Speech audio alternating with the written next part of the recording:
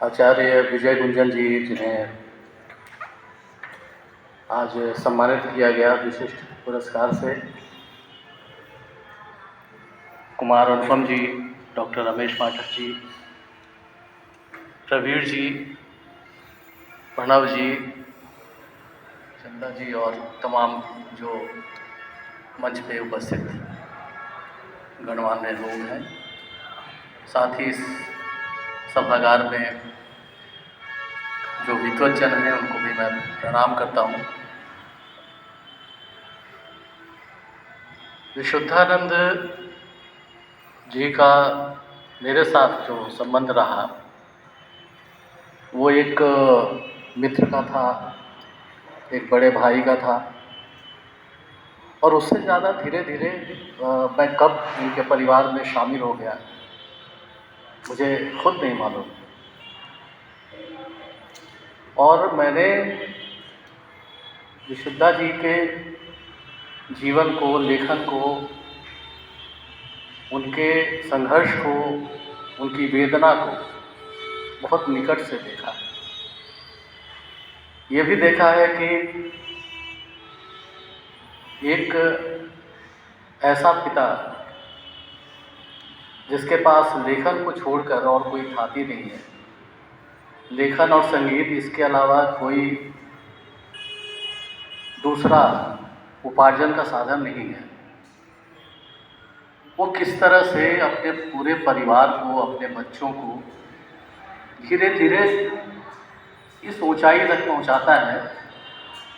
जिस ऊंचाई पर आज हम प्रणव जी और प्रवीण जी को हम देख रहे हैं। ये सारा विकास क्रम मेरा बहुत निकट से देखा हुआ है और उस वेदना को बहुत निकट से मैंने अनुभव किया है, क्योंकि विशुद्धा जी के साथ आकाशवाणी में जितना काम मैंने किया शायद किसी दूसरे ने नहीं किया, क्योंकि मुझे पता है कि कितना काम किया है। माथे माटी चंदन जो उनकी कृति है, मूल रूप से वो भोजपुरी धारावाहिक सुरसतिया का ही रूप है। और सुरसतिया का जब 13 कड़ियों में इसका प्रसारण हुआ था आकाशवाणी पटना से, और जब उसका लेखन हो रहा था तो मुझे याद है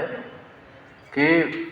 जब मैंने शुरुआत की और मैंने उनको कहा कि इस तरह का धारावाहिक लिखना है, तो उसके पहले हम लोगों ने काफ़ी डिस्कस किया कि किस तरह से उसका विकास होगा। तो चूँकि समय कम था तो उनको हमने कहा कि आप ऐसा करिए कि आप कम से कम 2 एपिसोड लिख के मुझे दे दीजिए ताकि मैं उसका प्रोडक्शन शुरू कर सकूं। उसमें समय का बंधन था कि उसको जल्दी से जल्दी शुरू करना था, क्योंकि वो ग्रामीण विकास मंत्रालय का एक स्पॉन्सर्ड प्रोग्राम था,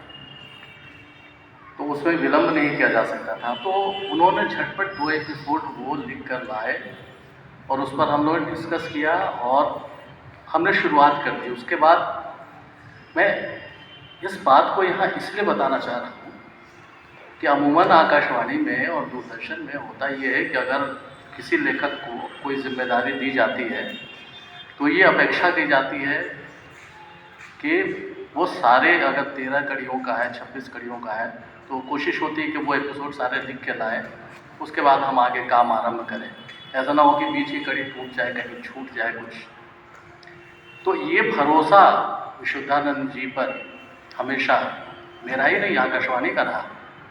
क्योंकि मुझसे पहले भी अगर कभी ज़रूरत पड़ी कि किसी विषय पर कोई रूपक लिखना हो या नाटक लिखना हो तो तुरंत विशुद्धानंद याद आते थे।